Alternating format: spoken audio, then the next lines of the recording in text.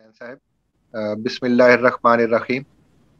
मैं बस्म फ़िक्र इकबाल मरकज़ पाकिस्तान की जानिब से तमाम अहबाब को आज के इस मुज़ाकरे में दिल की गहराइयों से खुश आमदीद कहता हूँ। और आज अल्हम्दुलिल्लाह अल्लाह के फजल करम से पाकिस्तान में इस यौम इकबाल पर बहुत से प्रोग्राम हुए, बहुत सी कॉन्फ्रेंसेस हुई, जिनमें से अक्सर में हमने भी शिरकत की और बाकी शाखों के अहबाब ने भी शिरकत की सआदत हासिल की। हमने जो आज ये मुज़ाकरे का मौजू रखा है वो ख़ास तौर पर ये रमज़ान का महीना जो है ये कुरान का महीना है। और अल्लामा इकबाल को कुरान पाक से ख़ास ताल्लुक़ था और उनकी सारी फ़िक्र जो है उसका मदार और मरकज़ व महवर जो है वो कुरान पाक है और तमाम तर फ़िक्र जो है वो कुरान पाक ही से फूटी है। लिहाजा ये बहुत अहम मौका है कि इस हमारे अजीम इस्लामी मुफक्किर जिसकी सोच, जिसकी फ़िक्र, जिसका कलाम, जिसके खुतबात जो हैं वो कुरान पाक की रोशनी से मुस्तनीर होकर हम तक पहुँचे हैं। तो ऐसे मुफक्किर का यौम वफ़ात जो है रमज़ान जो कुरान का महीना उस महीने में आ जाना यकीनन सआदतों और बरकतों से खाली नहीं है।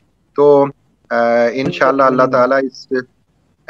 ताला इस प्रोग्राम को हमारी निजात का ज़रिया भी बनाए और हम सआदतें भी हासिल करें और बरकतें भी हासिल करें और कुछ ना कुछ सब अहबाब आज लेकर उठें और इकबाल की फ़िक्र की रोशनी में कुरान पाक के कुछ निकात जो हैं उन्हें अपनी ज़िंदगियों में लाने की कोशिश करें ताकि सही तौर पर हक अदा हो सके इकबाल को खिराज तहसीन और अकीदत पेश करने का। तो इंशाअल्लाह आप तमाम लोगों की गुफ्तगू से हम सब और मैं फैज़ याब होऊंगा।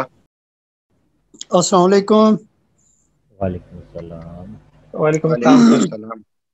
डॉक्टर साहब, बड़ा ये माशाल्लाह सकील और ख़ूबसूरत मौजू है आज का। तो मैं तो एक छोटा सा तालिब इल्म हूँ, लेकिन दो वाक़यात मैं शेयर करूँगा अल्लामा इकबाल के कुरान के हवाले से।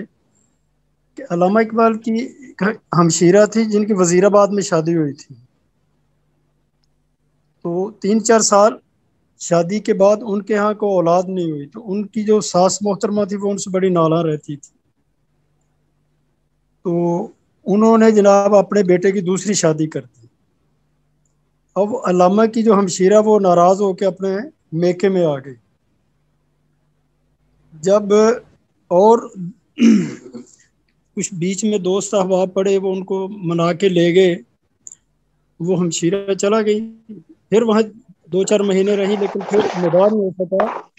तो उसकी नाराज़गी से फिर दोबारा वो अल्लामा के पेरेंट्स के पास आ गई।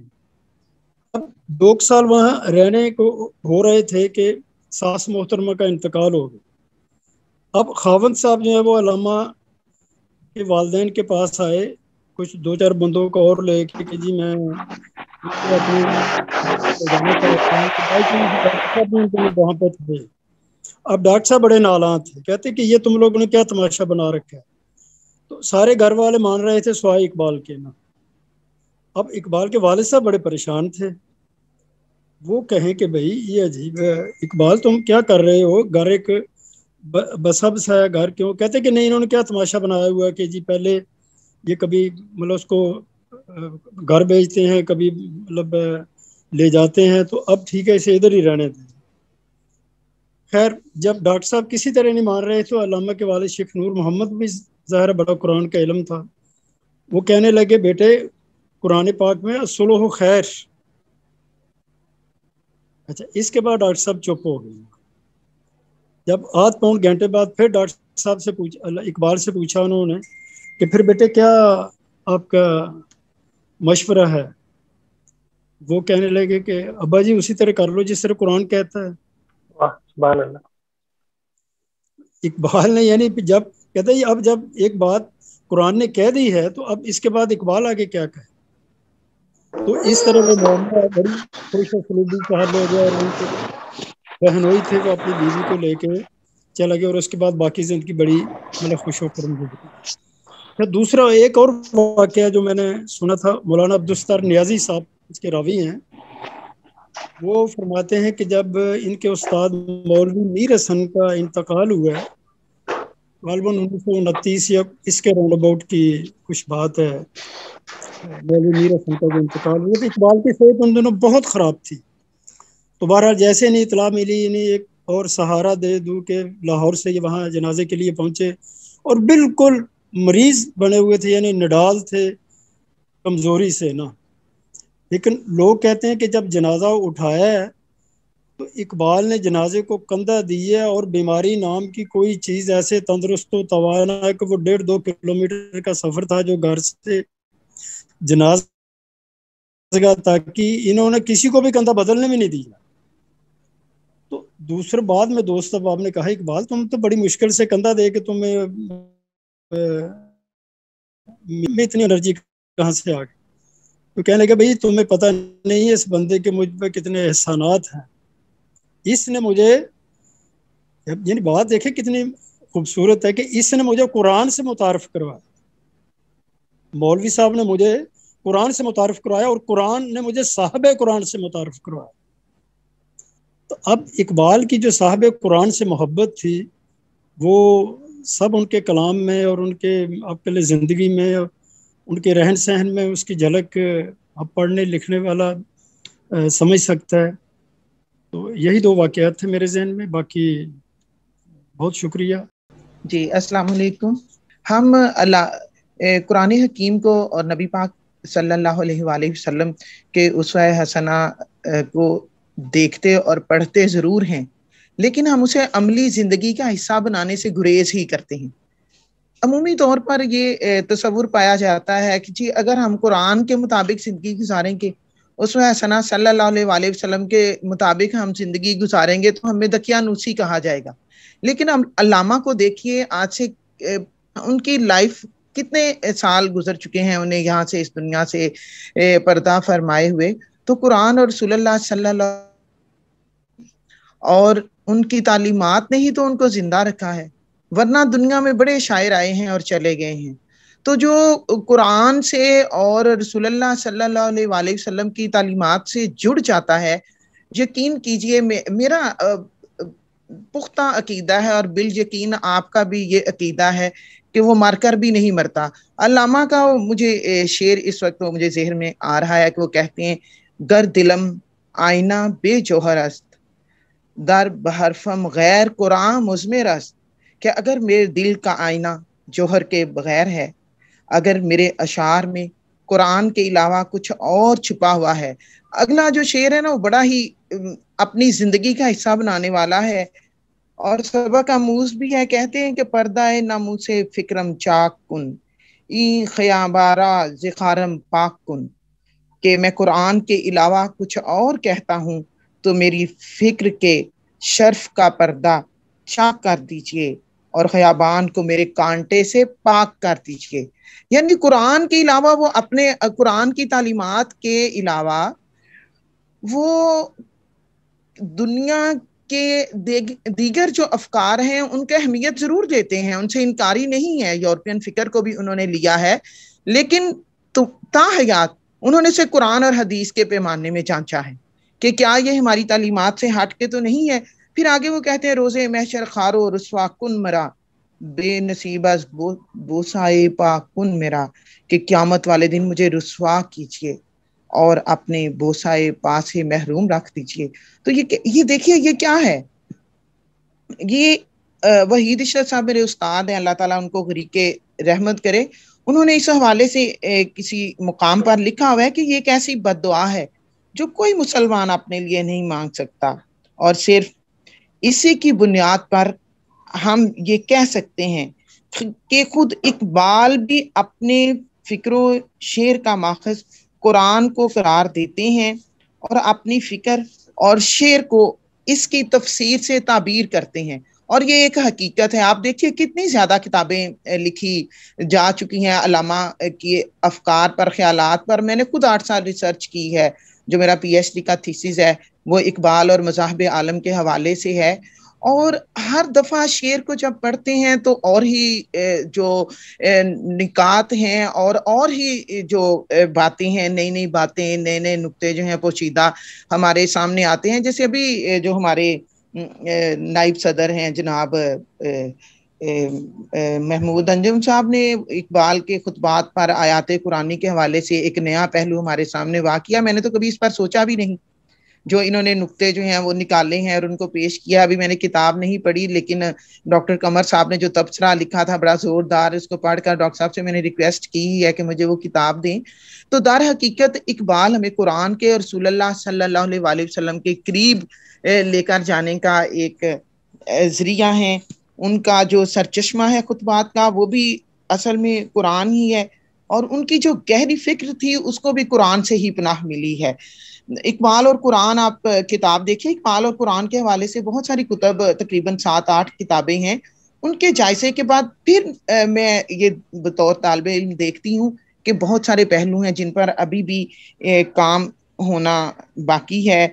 दर हकीकत कोई भी फर्द और कोई भी जमात जो है उसके वजूद के इस्तेहकाम के लिए और पायदारी के लिए ना किसी बुनियादी कानून और ज़ाब्ते का होना ज़रूरी है, जो इंसान की फ़िक्र को, जो जमात की फ़िक्र को, उसके अमाल और अफ़आल को दुरुस्त खतूत पर लेकर जाए और रहनुमाई का फरीज़ा सर अंजाम दे। यकीन कीजिए मुसलमानों के लिए और गैर मुसलमानों के लिए, सब के लिए ये ज़ाब्ता कुरान हकीम है। तो इसकी तालीमात से अगर हम मुस्तफ़ीद होने का इरादा कर लें तो इसकी एक आयत तो मैं कहती हूँ बहुत बड़ी बात है, एक एक लफ्ज़ से हम इस्तेफादा कर सकते हैं। हम बुनियादी तौर पर कुरान की तालीमात से अपने लिए रहनुमाई ले सकते हैं। आप देखिए इसके लिए तरबियत की इस वक्त अशद ज़रूरत है। इस दौर में, जब हम मीडिया के दौर में हैं, जब हम नेट की ज़ात में हैं, जब हम यूट्यूब, हम फादर एक कमरे में बैठा काम का यूट्यूब लेकर बैठा हुआ है, फेसबुक यूज़ कर रहा है, बच्चे जो हैं वो दूसरे कमरे में बैठे हुए हैं, वालदा जो हैं वो किचन में वो भी काम करते हुए इसी यूट्यूब और फेसबुक के साथ जुड़ गई है। तो हम इसको पॉजिटिवली भी इस्तेमाल कर सकते हैं। जैसे आप देखिए ना, कोविड के इस दौर में हम मुख्तलिफ शहरों से एक जगह इकट्ठे हो गए हैं, तो आज हमें अशद ज़रूरत है इकबाल की जो फिक्र है उसको आम किया जाए। तो इकबाल की फिक्र मैं समझती हूँ दर हकीकत कुरान और हदीस की तालीमात पर ही, चूंकि इसकी बुनियाद है, तो ये कार सवाब है। तो इस वक्त हम बहुत बड़े एक मिशन को लेकर चल रहे हैं कि हमने अपनी जो नेक्स्ट जनरेशन है उसमें अपने मजहब की जड़ें किस तरह से मजबूत करनी है। ये जो प्रोग्राम है, मैं तो समझती हूँ ये स्कूल की सतह पर भी, बेशक वेबिनार जो है ये स्कूलों की सतह पर भी स्कूल टाइम में होना चाहिए, कॉलेज टाइम में होना चाहिए। हमारे बड़े बड़े स्कॉलर्स जो हैं या हमारे जैसे जो अदना तालिब इल्म है उसमें शरीक होकर तो बच्चों को मोटिवेट करें।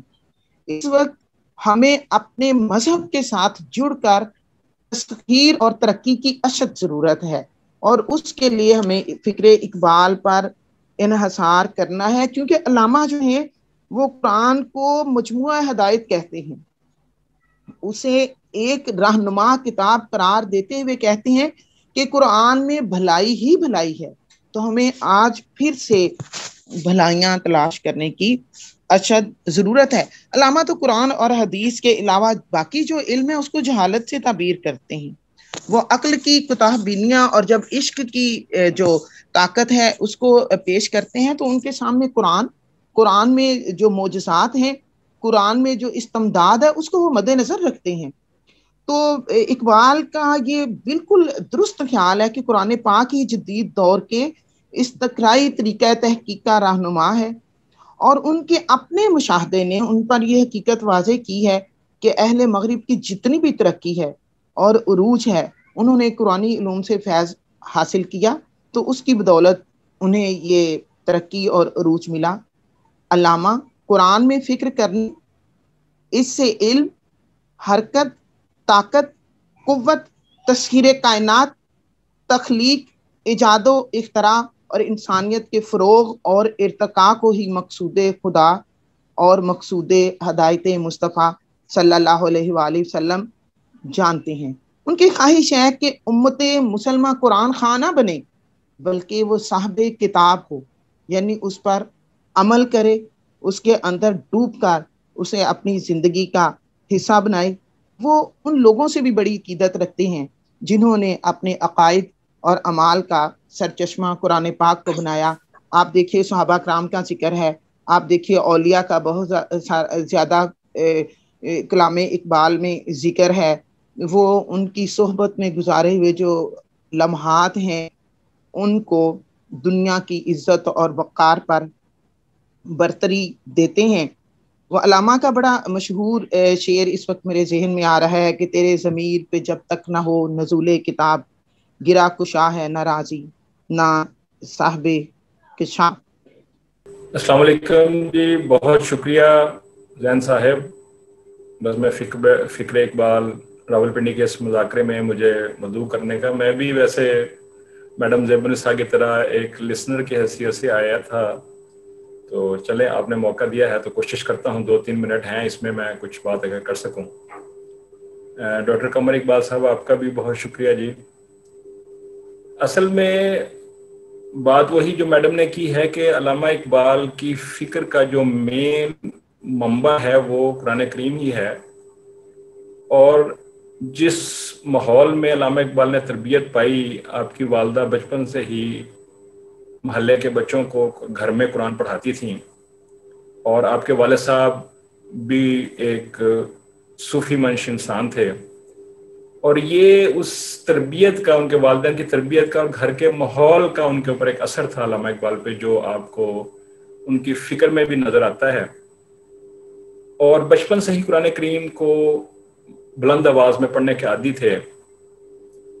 जब पिराना साली में उनकी आवाज़ बैठ गई और पढ़ नहीं सकते थे तो उनके पास एक शाह साहब आए जिन्होंने बड़ी खुशलहानी से कुरान पाक की तिलावत की, तो आप पर इसका ना बहुत गहरा असर हुआ, और आपके ज़ुबान से जो है ना वो इस्तग़फ़ार जारी हो गया और आँखों से आंसू जारी हो गए, क्योंकि वो उस वक़्त बोल नहीं सकते थे और पढ़ नहीं सकते थे, और एक लर्ज़श सी उनकी एक अजीब सी कैफियत उन पर तारी हो गई।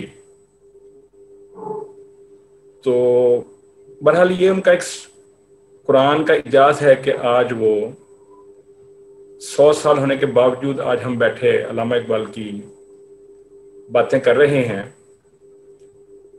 जब आपने रिकंस्ट्रक्शन लेक्चर दिए हैं तो उसमें भी आपने एक जगह फरमाया है कि जब तक मोमन के दिल में भी किताब के नज़ूल की वो कैफियत तारी ना हो, जैसे अभी मैडम ने भी जिक्र किया अल्लामा इकबाल के शेर का, तो इसी का जिक्र उन्होंने रिकंस्ट्रक्शन लेक्चर में भी किया कि जब तक कुरान पाक आपके दिल पे नाजिल हो रहा है, जब तक ये कैफियत आपके अंदर तारी नहीं होती, उस वक़्त तक आप कुरान को नहीं समझ सकते। इसीलिए मैं समझता हूँ कि अल्लामा इकबाल ने अरबी ज़ुबान सीखी, क्योंकि जिस ज़ुबान में कुरान उतरा था उस ज़ुबान के ये तकाज़े थे, उस कुरान पाक के वो तकाज़े थे कि वो ज़ुबान सीखें और फिर उसको अपने हिसाब से समझें। जो तो मैं बात कर रहा था कि हर फ़िरके ने अपने हिसाब से कुरान के तराजुम किए हैं और तफासीर की हैं, तो इसी वजह से हमारी कौम में तो फ़रक़ाबाज़ी है। लेकिन अल्लामा इकबाल का मतम नज़र ये था कि हम पहले कुरान पाक को सीखें, हम अरबी ज़ुबान सीखें और हम हदीस पाक को पढ़ें, मुताला करें। उसके बाद हम कुरान पाक को जब समझेंगे तो हमारे अंदर फ़िरक़ावारियत नहीं होगी, हमारे अंदर तफरीक नहीं होगी। आप देखें कि जो किताब है इकबाल और कुरान, डॉक्टर ग़ुलाम मुस्तफ़ा खान साहब ने बहुत ज़बरदस्त ग्रां कदर खिदमात सर अंजाम दी हैं। ये किताब लिख के इनको पहला सदारती इकबाल अवार्ड भी नवाजा गया। तो उसमें उन्होंने अहाता किया है कि कहाँ कहाँ पे अल्लामा इकबाल के अशार जो हैं वो कुरान पाक से डायरेक्टली रिलेट होते हैं, उसका तर्जमा करते हैं। सबसे पहली आप देखें एक छोटी सी नज़म है, एक पहाड़ और गिलहरी, जो कि बांगे दरा की इब्तदाई नज़मों में शामिल है, बच्चों के लिए अल्लामा इकबाल ने लिखी है। تو اس کا شعر دیکھیں کہ نہیں ہے چیز نکمی کوئی زمانے میں، کوئی برا نہیں قدرت کے کارخانے میں. تو آل عمران میں اللہ تعالیٰ فرماتا ہے کہ اے رب ہمارے، تو نے یہ بیکار نہیں بنایا. اور المومنون میں پھر اللہ تعالیٰ فرماتا ہے کہ تم سمجھتے ہو کہ ہم نے تمہیں بیکار پیدا کر دیا. ٹھیک ہے نا. اسی طرح گل رنگین کا ایک شعر دیکھیں کہ یہ پریشانی میری سامان جمعیت نہ ہو، یہ جگر سوزی چراغ خانہ حکمت نہ ہو. اب اس کا ترجمہ دیکھیں، کیا تم نے دیکھا نہیں اللہ تعالیٰ نے مسخر کر دیا تمہارے لیے جو کچھ آسمانوں میں ہے اور زمین میں ہے، اور نعمتیں کھلی اور چھپی ہوئی. اور ایک آدمی ہے کہ وہ جھگڑتے ہیں اللہ کی بات میں. اس سے آپ بخوبی اندازہ کر سکتے ہیں کہ علامہ اقبال اور قرآن ایک ایسا موضوع ہے کہ جس پہ ہم اگر گفتگو کریں تو گھنٹوں گفتگو ہو سکتی ہے. اس کے اوپر کتابیں لکھی گئی ہیں. سب سے بڑی مثال میں نے بھی دی کہ ڈاکٹر غلام مصطفیٰ خان نے جو کتاب لکھی ہے، ضخیم کتاب ہے. اسی طرح دیکھیں کہ علامہ اقبال بیسیکلی حرکت کے شاعر ہیں.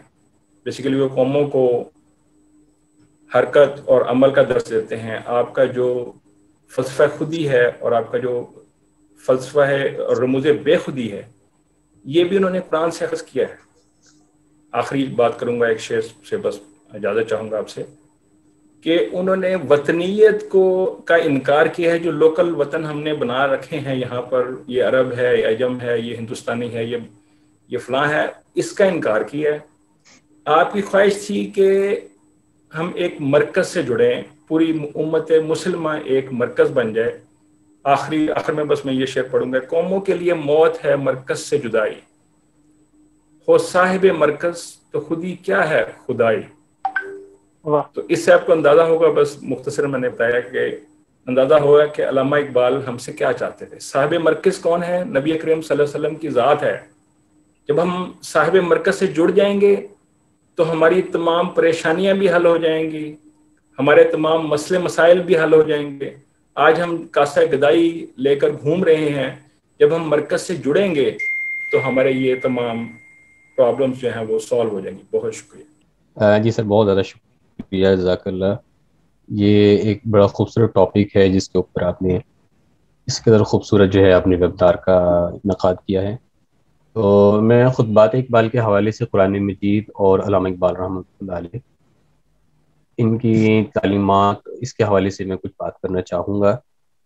دیکھیے، خطبات اقبال علامہ اقبال رحمۃ اللہ علیہ کی وہ کتاب ہے جو بہت حد تک جس کو اگنور ہم نے کیا، اور در حقیقت یہ علامہ اقبال رحمۃ اللہ علیہ کی فکر کا نقطۂ عروج ہے. تو میں یہ عرض کر رہا تھا کہ علامہ اقبال رحمۃ اللہ علیہ کی فکر کا جو ایک بوم ہے، جو ایک عروج ہے، وہ ہمیں خطبات اقبال میں نظر آتا ہے، لیکن ہم نے ان کی اس کتاب کو بہت حد تک اگنور کیا، اور اس کا نقصان کیا ہوا کہ ہم علامہ اقبال رحمۃ اللہ علیہ کے قرآن مجید کے حوالے سے فکر سمجھنے میں کافی حد تک ناکام ہوئے. تو اگر ہم تھوڑا سا اگر اس کا ریویو کریں تو میں نے کل یہ گنے تھے قرآن مجید کی 73 آیات، 73 سور یعنی صورتیں، ان کا علامہ اقبال رحمۃ اللہ علیہ نے حوالہ دیا ہے خطبات اقبال میں، اور جو اس کے اندر آیات ہیں ان کی تعداد 252، اور اس میں سورہ بقرہ کی 20 آیات، سورہ عمران کی 10، سورہ نساء کی 20، سورہ مائدہ کی 4، اور ایک یہ لمبی تفصیل ہے.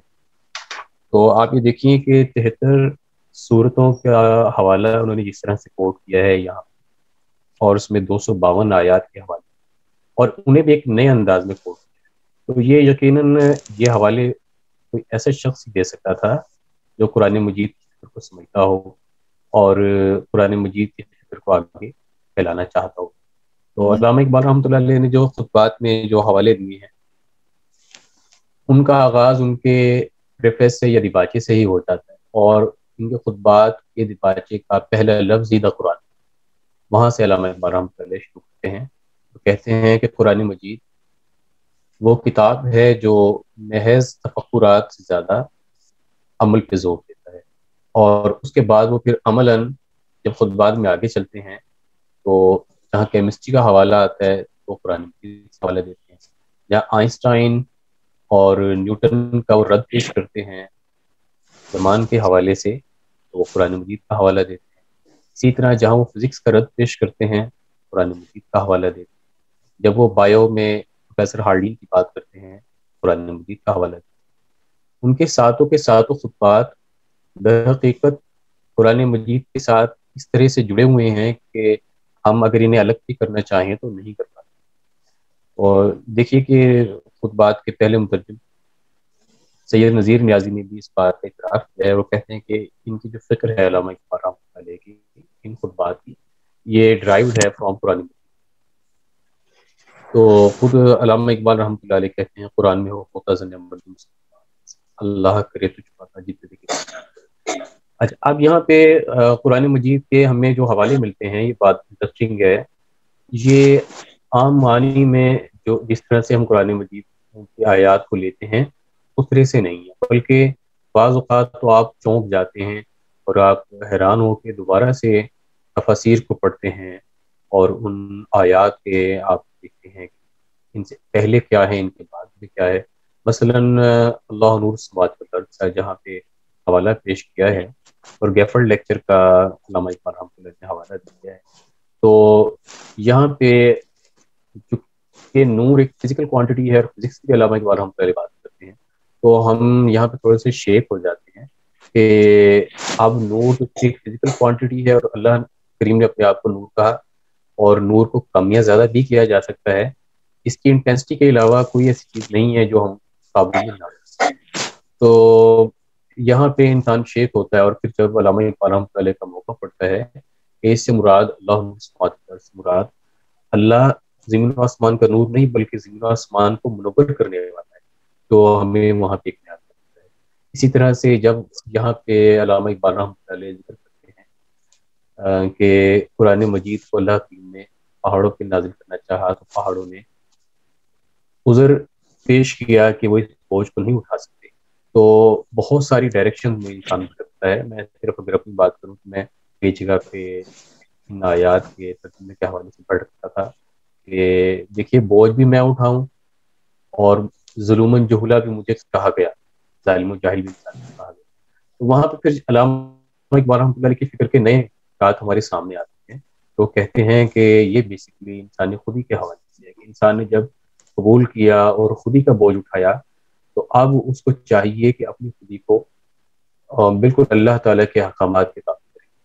تو ہمارے پاس ایسے بہت سارے نئے ریفرنسز آتے ہیں خطبات اقبال پڑھتے ہوئے جہاں پہ آپ کو بار بار غور و فکر کرنا پڑتا ہے۔ اسی طرح سے جہاں پہ انہوں نے جنت اور دوزخ کو احوال کہا تو وہاں پہ انسان بہت ساری جگہوں پہ شیک ہوتا ہے، اور یقین کیجیے جب تک آپ بار بار مطالعہ نہ کریں ہوگا آپ کے ہاتھ میں کوئی چیز نہیں آتی۔ شاید اسی لیے یہاں میڈم نے بھی حوالہ پیش کیا، فہیم صاحب نے بھی حوالہ پیش کیا، شاید اسی لیے علامہ اقبال رحمۃ اللہ نے کہا کہ تیرے ضمیر پہ جب تک کہوں نزول کتاب گرا کچا ہے نہ راضی نہ صاحب شاہ۔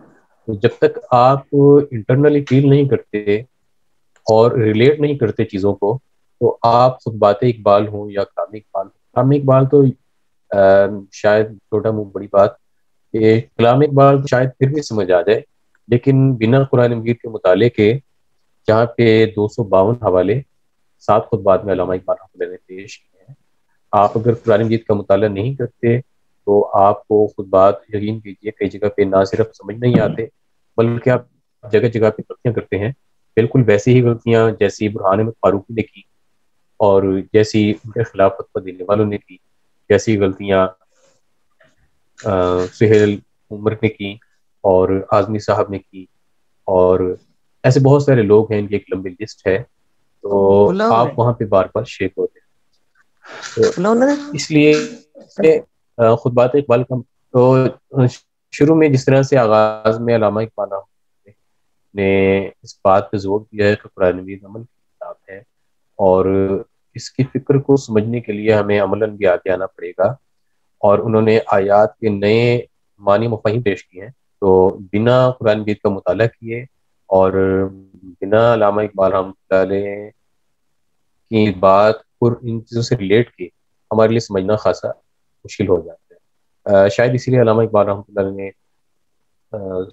اپنی شاعری میں بھی اس بات کا اعادہ کیا ہے، اور انہوں نے خطبات میں بھی اس بات کو ایکسپلین کیا ہے کہ دور حاضر میں جو شخص قرآن مجید کو پڑھے گا، جو دین کی نئی تعبیر کرے گا عصر حاضر کے مسائل کے مطابق، وہی بڑا مجدد ہوگا. یہ علامہ اقبال رحمۃ اللہ علیہ بات نے کہا ہے. اور ضرب کلیم میں بھی علامہ اقبال رحمۃ اللہ علیہ کہتے ہیں، لکھتے ہیں، ہے وہی تیرے زمانے کا امام برحق تو تجھے حاضر و موجود سے بیزار کرے. تو مسئلہ یہ ہے کہ ہمارے پاس فکر اقبال ماں بعد فکر اقبال قرآن مجید کے اس طرح سے کام نہیں ہوا.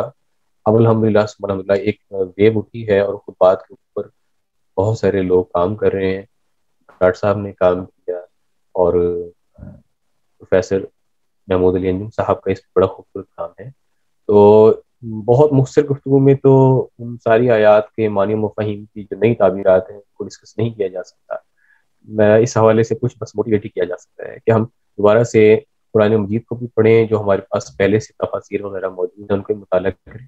لیکن فکر اقبال کی روشنی میں اگر ہم قرآن مجید کا دوبارہ سے مطالعہ کریں گے تو یقیناً ہمیں اور بہت سارے نئے پہلو ملیں گے، ہمیں بہت ساری نئی چیزیں ملیں گی. تو مذہبی تجربات، مشمولات، نظریہ جواہر، زمان کی اقسام، نیوٹن آئنسٹائن کے نظریات پہ اعتراض، کیمسٹری فزکس، بایو، نفسیات، ان کے اوپر علامہ اقبال رحمۃ اللہ علیہ کے اعتراضات، اور اسی طرح سے علم الکلام کے نئے سرچشمے، یہ ساری کی ساری چیزیں ہمیں بنا قرآن مجید کے مطالعے اور علامہ اقبال رحمۃ اللہ علیہ کی ان سے ریلیشن کے ہمیں یہ چیزیں سمجھ نہیں آتی. اور بس میں اسی پہ اختتام کروں گا کہ علامہ اقبال رحمۃ اللہ نے فرمایا مجھے کائنات دل ہے قرآن، نظر کی آخری منزل ہے قرآن. تو جب تک ہم نہیں پڑھیں گے اور اچھے طریقے سے ہم غور و فکر نہیں کریں گے تو ہم فکر اقبال تک درست انداز میں ہم رسائی حاصل نہیں کر پائیں. شکریہ سب. بہت اچھا لگا. سب سے پہلے تو میں شکر گزار ہوں اقبال اکیڈمی کی کہ انہوں نے اتنا خوبصورت پروگرام جو ہے وہ ترتیب دی ہے. صاحب علم لوگوں کو میں نے سنا ہے اور میں خود بھی ڈاکٹریٹ کر رہی ہوں اقبال پر. اور بس اتنا ہی کہنا چاہوں گی، میں بھی چاہتی تھی کہ آج کیونکہ علامہ کا برسی ہے، علامہ کی 84 سال ہو گئے انہیں ہم سے جدا ہوئے، اور آج بھی وہ الحمدللہ فکر کے اعتبار سے اور اپنے کردار کے اعتبار سے اور تصور پاکستان کے مصور پاکستان کے اعتبار سے ہر حوالے سے بہت سے حوالے ہیں ان کی ذات کے ساتھ کہ وہ زندہ ہیں. اور آج کا موضوع بہت خوبصورت ہے کیونکہ آپ نے ایک سینئر کو دعوت دینی ہے تو میں زیادہ سے زیادہ سننا چاہتی ہوں. بس میں اتنا ہی سمجھتی ہوں کہ ان کا کلام جو ہے استخراج از قرآن ہی ہے، اور علامہ اقبال کی فکر اور فن جو ہے تدریج کے خوبصورت عمل سے عبارت ہے. ابھی سب نے بہت خوبصورت باتیں کی ہیں، بس میں بھی یہی بتانا چاہتی ہوں کہ اقبال پر جیسے ابھی انہوں نے کہا تو بہت سارے واقعات جیسے ابھی محترم نے کوٹ کیا، اور میری عزیزہ جو تھی انہوں نے بھی پہلے علامہ اقبال کے جو شعر پڑھا تھا کہ تیرے ضمیر پہ جب تک نہ ہو نزول کتاب، گرا کشاں ہے نہ راضی نہ صاحب کشا. تو اس پر مجھے واقعہ بھی وہی یاد آیا تھا کہ جب وہ علامہ کہتے ہیں کہ میں ایف اے میں پڑھتا تھا اور صبح کی نماز کے بعد اکثر میں تلاوت کلام پاک کیا کرتا تھا، تو والد صاحب مسجد سے نماز پڑھ کر آتے تو کبھی منزل ختم کر چکا ہوتا، کبھی جاری رہتی، تو ایک دن آ کر پوچھتے کہ کیا پڑھتے تھے. تو مجھے حیرت بھی ہوتی، غصہ بھی آتا کہ اتنے ماہ ہو گئے ہیں اور روز مجھے دیکھتے ہیں میں قرآن پڑھتا ہوں، پھر یہ سوال کیسا. تو نہایت نرمی سے فرمایا کہ میں پوچھتا ہوں کہ تمہیں کچھ سمجھ بھی آتا ہے. تو کہنے لگے کہ میرا استحجاب اور غصہ جو تھا وہ جاتا رہا، اور کہا کہ کچھ عربی جانتا ہوں اور کچھ کہیں سمجھ آ جاتی ہے. بات ختم ہوئی تو کہنے لگے بیٹا میں اس لیے پوچھتا ہوں تم سے کہ جب تم قرآن پڑھا کرو تو اس طرح کے جس طرح تم پر نازل ہو رہا ہو. تو کہنے لگے میں نے حیرت سے پھر پوچھا کہ انسانیت کو جس معراج پر پہنچانا فطرت کو مقصود ہے، اس کا نمونہ تو نبی پاک صلی اللہ علیہ وسلم کی صورت میں پیش کیا گیا ہے. تو یہ واقعہ بظاہر تو ہمیں بڑا چھوٹا سا لگتا ہے، لیکن میرا بھی یہی ہے کہ اب ہر انسان کے سامنے معراج انسانیت کا نمونہ محمد صلی اللہ علیہ وسلم کی ذات ہے، اور کوئی انسان جتنا محمدیت کے رنگ میں رنگا جاتا ہے اتنا ہی قرآن اس پر نازل ہو جاتا ہے. اور یہ جو مفہوم ہے جیسا اقبال نے کہا کہ میرے کہنے کا کہ قرآن کریم اس کی سمجھ میں آ سکتا ہے، نازل ہونا شروع ہو جاتا ہے. تو بہرحال یہاں اقبال کا ایک آخری ایک شعر پڑھ کر اپنی بات کو ختم کرنا چاہوں گی، کیونکہ میں بھی چاہتی تھی کہ اپنا تھوڑا سا حصہ ڈالوں اور میری بھی زبان جو ہے وہ اقبال کا ذکر کرے. آج کیونکہ میں بیسیکلی شعبہ اس سے تدریس سے تعلق ہے میرا، پروفیسر ہوں میں، تو آج بھی میرے اسٹوڈنٹس کے ساتھ اسی طرح ہی دن گزرا، اور 3 بجے کی بھی اقبال اکیڈمی نے ایک اہتمام کیا تھا ایک لیکچر کا، وہاں بھی شمولیت رہی. تو آج کا دن بہت اس حوالے سے بہترین گزرا کہ سارا دن اقبال کے ساتھ ہی رہا. تو بلکہ میں تو یہ سمجھتی ہوں کہ نہ صرف ہم اپنے آپ کو کہ طفل مکتب ہوں، بلکہ ہر روز مجھے اقبال کا کبھی کوئی شعر یا کوئی لائن پڑھ کر مجھے زندگی کی سمت دکھائی دیتی ہے. لوگ یہ سمجھتے ہیں کہ ہم خود ہی سے اقبال کو جانتے ہیں، میں نے تو غم سے اقبال کو جانا. جب یہ شعر ہے نا کہ دمے زندگی رمے زندگی غمے زندگی سمے زندگی، غمے رم نہ کر سمے غم نہ کھا، کہ ہے یہی شان کلندری. تو اقبال نے دنیا ہی نئی اور دکھا دی. اللہ تبارک تعالیٰ انہیں اپنے جوار رحمت میں جگہ دے. آج کے موضوع کے مناسبت سے اقبال ہی کا شعر ہے، بس اس کے بعد میں اجازت چاہوں گی. گر تمی خواہاں مسلمان زیستن نیست ممکن جز بقرآن زیستن، یعنی اگر تم مسلمان بن کر رہنا چاہتا ہے تو سمجھ لے کہ بغیر قرآن پاک ایسا ہونا ممکن نہیں. علامہ اقبال کی قرآن سے محبت اور قرآن مجید سے ان کا گہرا تعلق اور جو ان کا رشتہ تھا، اس کے متعلق مولانا عبدالسلام ندوی نے ایک جگہ لکھا ہے کہ علامہ اقبال کے انتقال کے بعد ان کی وصیت کے مطابق ان کی کتابیں اسلامیہ کالج لاہور کی لائبریری کو دے دی گئیں. انہی کتابوں میں ڈاکٹر صاحب کی تلاوت کا خاص قرآن از روئے وصیت ان کے لہتے جگر ڈاکٹر جاوید اقبال کو ملا، اور اس مصحف کے متعلق ڈاکٹر صاحب کے خاص احباب کا بیان ہے کہ وہ یعنی علامہ اقبال بلا ناگا صبح کے وقت اس کی تلاوت ایسے ذوق و شوق اور ایسے درد و محبت اور ایسے سوز و گداز کے ساتھ کیا کرتے تھے کہ آنسوؤں کا تار بند جاتا تھا، روتے جاتے تھے اور پڑھتے جاتے تھے، یہاں تک کہ کتاب عزیز کے ورق بھیگ جاتے. جب تلاوت ختم ہو جاتی تو اسے اٹھا کر دھوپ میں رکھ دیتے تاکہ صفحے خشک ہو جائیں. مدت العمر ان کا یہی دستور رہا، حتیٰ کہ زندگی کے آخری دنوں میں جب بیماری کا تسلط بڑھتا گیا اور گلا خراب ہو جانے کی وجہ سے ان کی آواز تقریباً بند ہونا شروع ہو گئی، تو ڈاکٹروں کے کہنے یا ان کے روکنے پر آپ کا یہ طریقے تلاوت بھی چھوٹ گیا، جس کا ان کو نہایت رنج تھا. آخری عمر میں علامہ اقبال ایک کتاب قرآن مجید پر لکھنا چاہتے تھے. سر راس مسعود نے ایک جگہ لکھا ہے اس حوالے سے، بلکہ ایک خط میں لکھا ہے انہوں نے کہ علامہ اقبال فرماتے ہیں اپنے ساتھ میں کہ اور اس طرح میرے لیے ممکن ہو سکتا تھا کہ میں قرآن کریم پر عہد حاضر کے افکار کی روشنی میں اپنے وہ نوٹ تیار کر لیتا جو عرصہ سے میرے زیر غور رہے، لیکن اب تو نامعلوم کیوں ایسا محسوس کرتا ہوں کہ یہ میرا خواب شرمندہ تعبیر نہ ہو سکے گا. اگر مجھے حیات مستعار کی باقی گھڑیاں وقف کر دینے کا سامان میسر آئے تو میں سمجھتا ہوں قرآن کریم کے ان نوٹس جو میں نے لیے ہیں سے بہتر کوئی پیشکش مسلمانان عالم کو نہیں کر سکتا. تو یہ میں نے دو چار معروضات آپ کے سامنے رکھی ہیں علامہ اقبال کے حوالے سے. وقت دینے کا بہت بہت شکریہ. اعوذ باللہ من الشیطان الرجیم، بسم اللہ الرحمن الرحیم. رب اشرح لی صدری ویسر لی امری واحلل عقدۃ من لسانی یفقہوا قولی. آمین ثم آمین. بزم فکر اقبال پاکستان کے زیر اہتمام یہ جو یوم اقبال پر خصوصی جو آن لائن مذاکرہ جو ہے بعنوان اقبال اور قرآن ترتیب دیا گیا ہے، بزم فکر اقبال پاکستان کے ذمہ داران جو ہے اس فکری نشست کے منعقد کروانے پر ستائش اور تحسین کے حقدار ہیں. معزز شرکائے محفل، فکر اقبال کے ماخذ میں اقبال کے گھر کا ماحول اور ان کے استاد محترم مولوی میر حسن کا کردار جو ہے وہ بہت اہم ہے. معزز حاضرین، اقبال کی والدہ محترمہ باقاعدگی سے قرآن کا مطالعہ فرماتی تھیں. اس طرح اقبال کے قلب و ذہن میں ابتدا سے ہی جو ہے قرآن کی محبت کو گھر کر گئی. معزز حاضرین، آپ کے والد محترم کی یہ نصیحت کہ قرآن ایسے پڑھو کہ جیسے تم پر نازل ہو رہا ہو، اقبال اس بات کا مفہوم سمجھ گئے. پھر تو روایات میں یہ بھی آیا ہے کہ اقبال قرآن پڑھتے تھے تو آنکھوں سے آنسوؤں کی لڑی رواں ہو جاتی تھی، جس کا ذکر ابھی پروفیسر الیاس صاحب نے تفصیل سے کیا بھی ہے۔ معزز حاضرین، فکر اقبال کا مرکزی نقطہ قرآن، حدیث اور فلسفہ خودی سے بھی محفوظ ہے، اور شرکاء محفل اگر ہم کچھ اشعار دیکھیں، جیسے اقبال نے کہا کہ تیرے کعبے کو جبینوں سے بسایا ہم نے، تیرے قرآن کو سینوں سے لگایا ہم نے۔ پھر اقبال نے کہا کہ حرم پاک بھی، اللہ بھی، قرآن بھی ایک، کچھ بڑی بات تھی ہوتے جو مسلمان کی ایک۔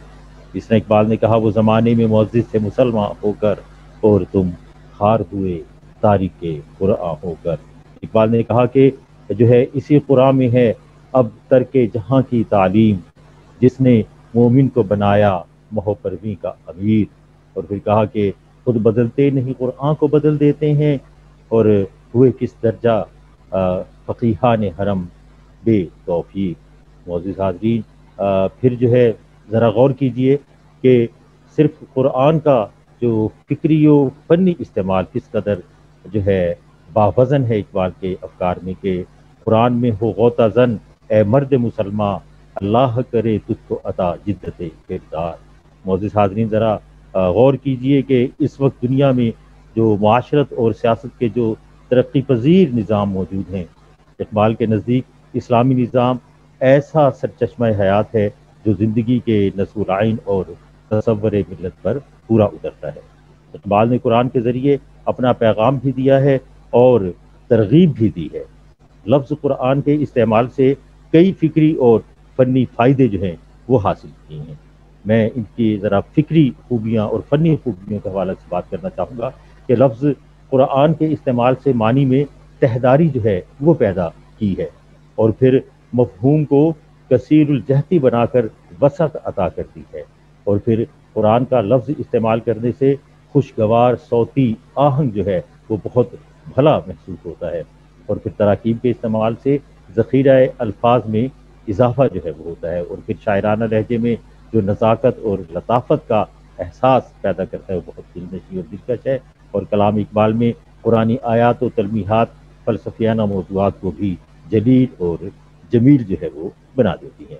معزز حاضرین، ہم یہ بھی دیکھتے ہیں کہ اقبال کے یہاں قرآن کے جو ماخذ ملتے ہیں وہی ہیں جو مولانا جلال الدین رومی نے پیش کیے ہیں۔ یہ کہہ دینا کہ اقبال نے قرآن کا مطالعہ رومی ہی کی روشنی میں کیا ہے، یہ بات چراغ سے چراغ جلنے کی حد تک تو ٹھیک ہے، مگر صرف یہاں تک محدود رکھنا یہ فکر اقبال کو مقید جو ہے وہ کر دینا ہوگا۔ تو ان نکات کو جو ہے ہمیں اپنے ذہن میں رکھنا ہوگا۔ معزز حاضرین، اقبال نے اپنے کلام میں جو ہے اس بات کی وضاحت کی ہے کہ قرآن پاک جو ہے وہ نور بھی ہے اور شفا بھی، رحمت بھی ہے اور برکت بھی، اور اس کی کوئی مثال جو ہے وہ نہیں، اور یہ ایسی کتاب ہے کہ انسانی زبان اس کی خوبیاں بیان کرنے سے قاصر ہے۔ اقبال کہتے ہیں کہ میں یہ جو ہے کوئی تلخ دوا نہیں ہے، اور یہ ہمیں یقین کا درس دیتی ہے، یہ ایک لذیذ اور زندگی بخش جو ہے غذا ہے، اور مگر انہی کے لیے جو اس پر یقین رکھتے ہیں۔ اسی لیے اقبال نے کہا کہ گر ہمی خواہی مسلمان زیستن، نیست ممکن جز بقرآن زیستن۔ معزز حاضرین، اقبال کے نزدیک قرآن کریم اور جو کلام قدیم ہے جو ہے قیامت تک کسی رنگ و نسل، وطن اور زبان کی تمیز کے بغیر جو ہے وہ سب کے لیے رحمت و نعمت ہے، اور ایسی بابرکت کتاب ہے کہ اس پر عمل کرنے والا جو ہے وہ ہمیشہ فتح یاب ہوتا ہے۔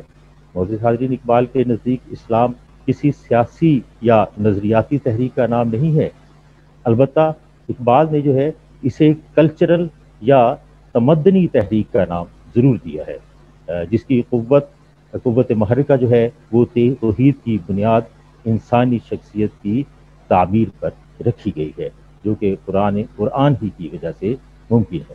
اقبال جو ہے وہ مطالعہ قرآن کا طریقہ بتاتے ہوئے کہتے ہیں کہ مطالعہ قرآن کے لیے ضمیر پر نزول کتاب اور سوز و مستی جو ہے یہ बहुत लाजमी जो है वो अंसर है। इसी तरह मोअज़्ज़िज़ हाज़रीन, ये वही इकबाल हैं जिन्हें दुनिया शायर मशरिक़ और मुफ़क्किर पाकिस्तान कहती है, लेकिन मैं तो ये कहता हूँ कि ये सिर्फ शायर मशरिक़ नहीं बल्कि सारी दुनिया के शायर हैं। उनकी शायरी आफाकी और कुरान व हदीस के तर्जुमे से मुनव्वर है।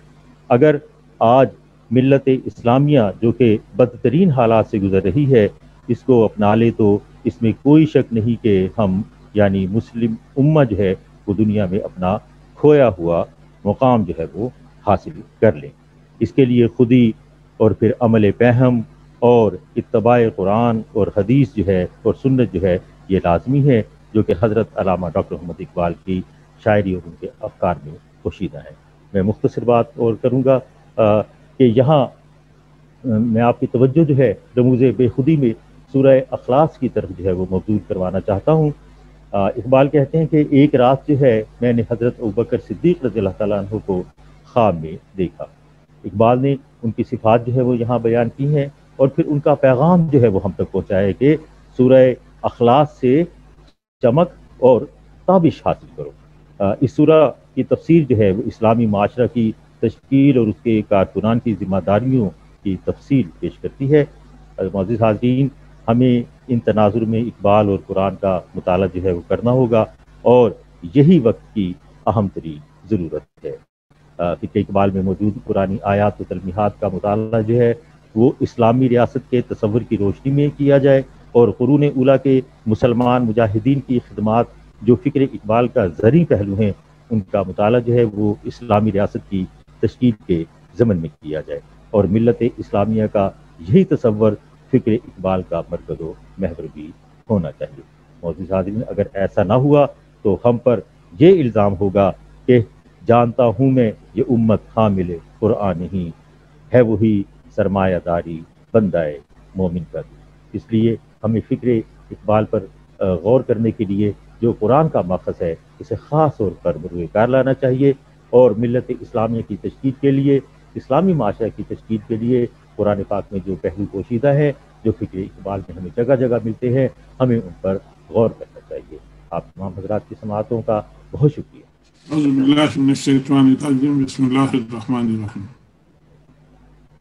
जनाब सदर और मुअज़्ज़िज़ शुरका, अस्सलाम वालेकुम व रहमतुल्लाहि व बरकातुहू। मुझसे पहले जो मेरे पेशरो मुकर्ररीन हैं माशाल्लाह बहुत अच्छे तरीके से इकबाल और कुरान के हवाले से मुख्तलिफ पहलुओं पर रोशनी डाल चुके हैं। मज़ीद तो मुझे कुछ समझ नहीं आती कि मैं क्या बात करूं, कि पहले ही काफ़ी ज़रूरी बातें हो चुकी हैं। ताहम मैं नुज़ूल कुरान के हवाले से कुछ बातें अर्ज़ करना चाहता हूँ। अल्लामा इकबाल के वालिद मोहतरम शेख नूर मोहम्मद कादरी सिलसिले के बुजुर्ग थे। वो अल्लामा इकबाल उनके ज़ेर तरबियत थे रूहानी तौर पे। वो आते जाते देखते रहते थे कि अल्लामा इकबाल रहमतुल्लाह अलैह तिलावत कराम में मशहूर रहते हैं और वो इनकी रूहानी नशोनुमा के लिए अगला स्टेप लेना चाहते थे। अगला स्टेप ये है कि अल्लामा का इस कुरान हकीम से कल्बी ताल्लुक, रूहानी ताल्लुक कायम हो जाए, कुरान हकीम का इनके कालों पे नज़ूल शुरू हो जाए। ये वो स्टेप लेना चाहते थे। अल्लामा ने दो तीन बार चार बार रिक्वेस्ट भी की कि मुझे बता दिया जाए आप जो बताना चाहते हैं, लेकिन वो मौके की तलाश में थे। कहते थे फिर बताऊंगा, मैं बता दूंगा। ये दरवेश लोग मशीयत इलाही के पाबंद होते हैं, ये कुदरत की तरफ से मुंतज़िर होते हैं कब कौन सी बात की जाए। इसकी बेहतरीन मिसाल कुरान हकीम में हज़रत मूसा अलैहिस्सलाम और खिदर के वाक़े की है। हज़रत मूसा अलैहिस्सलाम पे तो वही नाज़िल होती थी, लेकिन अल्लाह ताला ने उन्हें तालीम के लिए अपने ख़ास बंदे के पास हज़रत खिदर अलैहिस्सलाम के पास भेजा और बज़ाहिर उन पे वही नहीं आती थी, लेकिन वो सारी बातें उन्होंने ऐसी की कि उन्हें तो फ़ौरन इंस्टेंटली गाइडेंस मिल रही थी। और उन्होंने वाज़ेह कुरान हकीम में अल्लाह ताला ने फरमाया कि उन्होंने जो कुछ भी किया मेरे हुक्म से किया। और जो 3 वाक़यात हुए कुरान हकीम में मज़कूर हैं। तो सूफ़ी का तल्लुक़ इस नौइयत का होता है अल्लाह ताला से। सूफिया जो है इनकी तालीम का तरीका बहुत पुरअसरार है। ایک بندہ کہیں مرید ہوا پیر صاحب کے پاس تو کہنے لگے جی کوئی سبق دے. تو صوفی لوگ جو ہے وہ صوفیاء جو کہ اسلامی تصوف کے نمائندے ہیں وہ بڑی مختصر بات کرتے ہیں، وہ زیادہ عمل پہ زور دیتے ہیں، جیسا کہ علامہ نے پہلے خطبے کے شروع میں ارشاد فرمایا، جیسا کہ ڈاکٹر خرم صاحب بتا چکے ہیں، The Quran is a book which emphasizes deed rather than idea. قرآن حکیم فکر کی بجائے عمل پہ زور دیتا ہے. صوفی لوگ اسی اصول پہ چلتے ہیں. جب مرید ہوا تو کہنے لگے بھائی اللہ کو نہ اپنے آپ سے حقیر نہ سمجھنا. مرید حیران ہوا، کہنے لگا جی پیر صاحب اللہ کو بندہ کیسے حقیر سمجھ سکتا ہے؟ کہتے میں زیادہ سبق نہیں دیتا، بس پہلا یہ سبق ہے، اس پہ عمل کرو، جب مناسب سمجھوں گا تو اگلا سبق دے دوں گا. مرید حیران تھا، باہر چلا گیا، 2-3 سال بعد واپس آیا تو حضرت اگلا سبق دے. میں نے کہا بھائی پہلا سبق ہی جو ہے نا تم نہیں سمجھے تو اگلا سبق کیا دوں؟ حضرت آپ نے کہا تھا اللہ تعالیٰ کو حقیر نہ سمجھو، تو میں نے تو اللہ تعالیٰ کو حقیر نہیں سمجھا، میں تو اللہ تعالیٰ کو سب سے بڑا جانتا اور مانتا ہوں.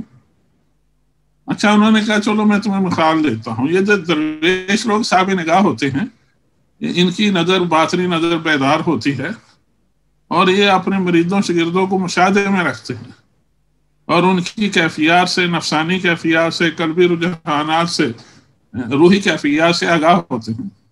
انہوں نے کہا چلو میں تمہیں بتاتا ہوں. ایک دن تم سفر پہ جا رہے تھے، دوران سفر کسی نے تم سے اللہ کے نام پہ روٹی مانگی. کہتے حضرت یاد آ گیا آپ بجا فرما رہے ہیں تو میں نے اسے روٹی دے دی تھی. کہتے بس یہی تم نے گڑبڑ کی ہے. جی کیا روٹی نہ دیتا؟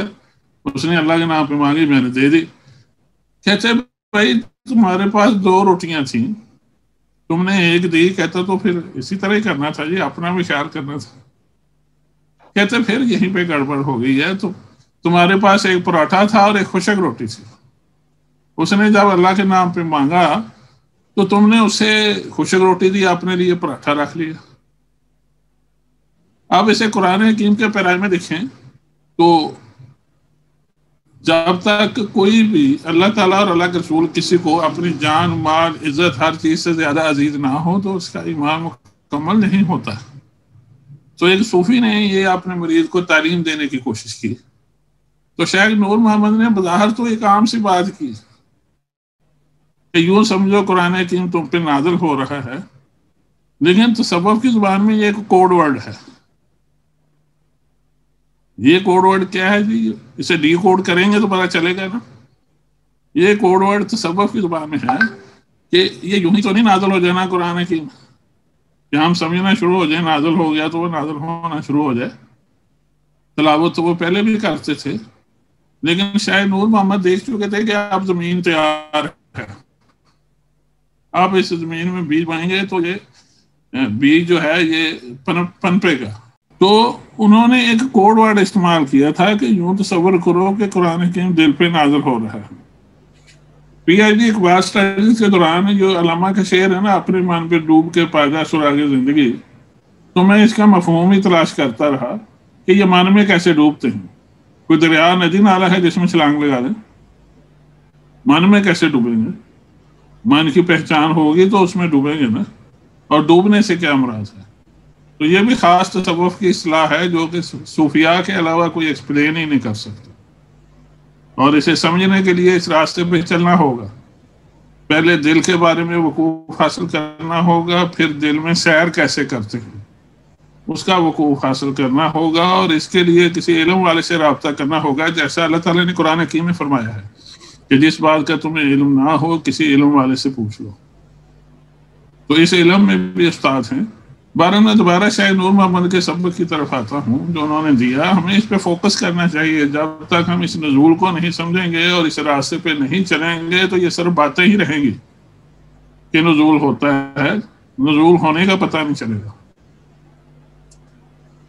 قرآن حکیم کے بارے میں یہ عرض کرنا چاہتا ہوں کہ علامہ فرماتے ہیں کتاب زندہ قرآن حکیم.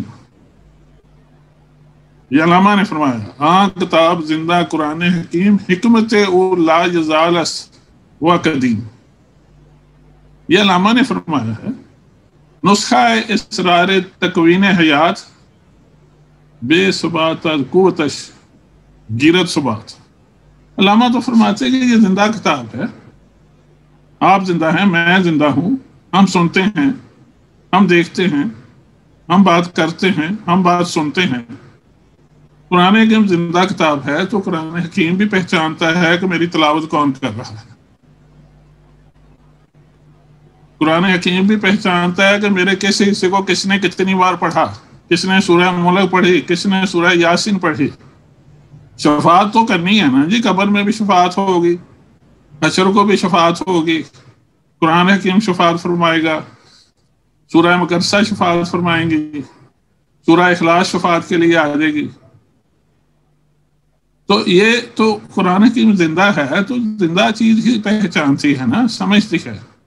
تو قرآن حکیم کا جو شعور ہے جاننے کا، پہچاننے کا، یہ لامحدود ہے۔ اس کی وجہ یہ ہے کہ قرآن حکیم جو ہے اللہ کا کلام ہے، کلام بغیر علم کے نہیں ہوتا۔ تو قرآن حکیم اللہ تعالیٰ کی صفت ہے علم کی اور کلام کی، اور وہ اللہ تعالیٰ نے اس شکل میں ہم تک نبی کریم صلی اللہ علیہ وسلم کے ذریعے پہنچایا۔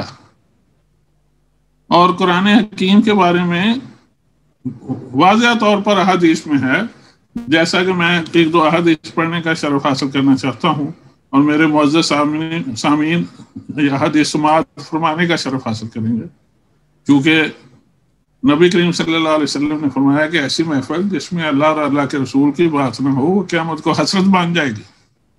تو الحمدللہ میرے جتنے بھی پیش رو ہیں انہوں نے قرآن حکیم کے بارے میں گفتگو فرمائی، اللہ کے رسول کے حوالے سے گفتگو فرمائی۔ میں بھی چاہتا ہوں کہ کچھ حصہ میرا بھی ہو جائے آج اس کا۔ تو یہ حدیث پاک مشکار شریف ہے۔ قرآن اللہ تعالیٰ کو آسمان و زمین یعنی کائنات سے زیادہ محبوب ہے، اور کلام الہی کو یہ دوسری حدیث پاک ہے، یہ دارمی کی حدیث پاک ہے، دارمی کی۔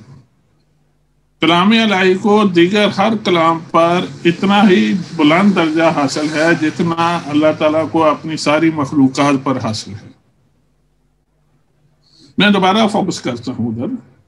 قرآن حکیم اللہ تعالیٰ کا کلام ہے، اللہ تعالیٰ کا کلام جو ہے قدیم ہے، غیر مخلوق ہے، زندہ ہے، باشعور ہے، فعال ہے، خلاق ہے، مدبر ہے، اپنا یہ خود مفسر ہے، یہ ہادی ہے۔ قرآن حکیم کی جو صفات ہیں یہ ساری قرآن حکیم میں مختلف آیات میں اللہ تعالیٰ نے ارشاد فرمائی ہیں کہ یہ ہدایت ہے، یہ نور ہے، یہ بشارت ہے۔ تو اس حوالے سے میں عرض کرنا چاہتا ہوں کہ قرآن حکیم کا نزول کیسے ہوگا۔ پہلے تو یہ سمجھنا ضروری ہے نا کہ قرآن حکیم جو ہے نا اس کا مقام مرتبہ روحانی طور پہ کیا ہے، اسے اللہ تعالیٰ سے کیا تعلق ہے۔ تو اللہ تعالیٰ سے تو علماء اتنا کہتے ہیں قریبی تعلق ہے، علماء اہل سنت و جماعت، علماء اہل سنت و جماعت بریلوی، دیوبندی، اہل حدیث سبھی اس پہ متفق ہیں کہ یہ غیر مخلوق ہے، قدیم ہے۔ اور علامہ اقبال جو ہے وہ تو اس بات کے قائل تھے، ان کا یہی عقیدہ تھا۔ جب ان سے پوچھا گیا کیا قرآن حکیم اسی طرح عبارت میں نازل ہوا تو انہوں نے کہا بالکل اسی طرح نازل ہوا جب مجھ پہ کلام نازل ہوتا ہے، تو یہ تو اللہ کا کلام ہے، یہ بالکل اسی طرح نازل ہوا تھا۔ اب اسے رابطے کا ذریعہ جو صوفیاء اور بزرگ بتاتے ہیں وہ اللہ کا اسم لیتے ہیں، کوئی اللہ تعالیٰ کا صفاتی نام لیتے ہیں، کلمہ طیبہ لیتے ہیں، وہ اس کی تعلیم دیتے ہیں کہ اسے میڈیٹیٹ کرو، اسے ذہن میں بار بار پڑھو اور پھر آنکھیں بند کر کے بیٹھ جاؤ اور یوں تصور کرو کہ یہ کلمہ طیبہ تم پہ نازل ہو رہا ہے آسمان سے نور کی شکل میں، بارش کی شکل میں، نورانی قطروں کی صورت میں۔ کچھ دنوں کچھ مہینوں کی پریکٹس کے بعد ایک وقت آتا ہے کہ روشنی ہوتی ہے اور یہ نزول نظر آنا شروع ہو جاتا ہے۔ پھر یہ دل کے ساتھ جب اس کا رابطہ ہوتا ہے تو دل کی دنیا روشن ہو جاتی ہے، دل کی دنیا آباد ہو جاتی ہے۔ پھر قرآن حکیم گائیڈنس دیتا ہے دل کو، انسان کی سوچ اور فکر بدل جاتے ہیں، انقلاب آ جاتا ہے۔ پھر اس پہ کیفیات آتی ہیں، محسوسات ہوتے ہیں، مشاہدات ہوتے ہیں۔ علامہ اقبال رحمۃ اللہ علیہ نے انہی مشاہدات کا تو اپنے خطبات میں ذکر فرمایا جیسے ڈاکٹر خرم یاسین نے حوالہ دیا، پریفیس میں علامہ اقبال جو ہے انہوں نے اسی چیز کا واضح ذکر فرمایا ہے. میں پریفیس سے مکمل متن تو نہیں پڑھتا تاکہ کچھ وقت بچ جائے، لیکن علامہ اقبال فرماتے ہیں کہ یہ جو ہے special type of inner experience, یہ انہوں نے لکھا ہے.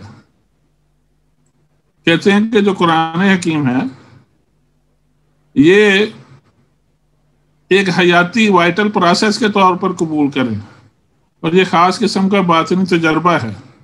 وائٹل پروسیس زندہ ایک عمل ہے، ایک حیات بخش عمل ہے قرآن حکیم. اور یہ باطنی تجربہ کیا ہے؟ میں نے پہلے عرض کیا قرآن حکیم میں واضح آیا الا بذکر اللہ تطمئن القلوب، خبردار رہو، آگاہ رہو کہ اللہ کے ذکر سے دلوں کا اطمینان ہے. یہ اطمینان ایک کیفیت ہے، سکون محسوس ہونا، اطمینان ہونا. اسی طرح کی اور کیفیات محسوس ہوتی ہیں جب قرآن حکیم کا نزول ہوتا ہے.